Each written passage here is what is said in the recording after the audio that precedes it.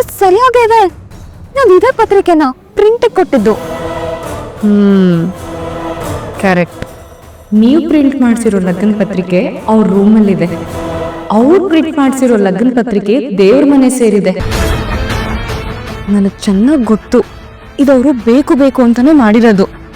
ಆದ್ರೆ ಕಾರಣ ಏನಿರ್ಬೋದು? ಅಯ್ಯೋ, ಅದನ್ನೇ ನಾನು ನಿಮ್ಮ ಹತ್ರ ಕೇಳೋಣ ಅಂತ ಬಂದಿದ್ದು. ಅವ್ರಿಗೆ ಕಾರ್ತಿಕ್ ಅಂತ ಒಬ್ಬ ಮಗ ಇದ್ದಾನೆ. ಅವನಿಗೆ ಸೌಮ್ಯನ ತಂದ್ಕೋಬೇಕು ಅಂತ ತುಂಬಾ ಆಸೆ ಪಟ್ಟಿದ್ರು. ಅದರಿಂದ ಈ ಆಸ್ತಿಯಲ್ಲಿ 25% ಶೇರ್ ಬರುತ್ತೆ ಅನ್ನೋ ಪ್ಲಾನ್. ಓಹೋ, ಇದು ಬರೀ ಪ್ಲಾನ್ ಅಲ್ಲ, ಬೇಕು ಬೇಕು ಅಂತ ಮಾಡಿರೋ ನಾಟಕ.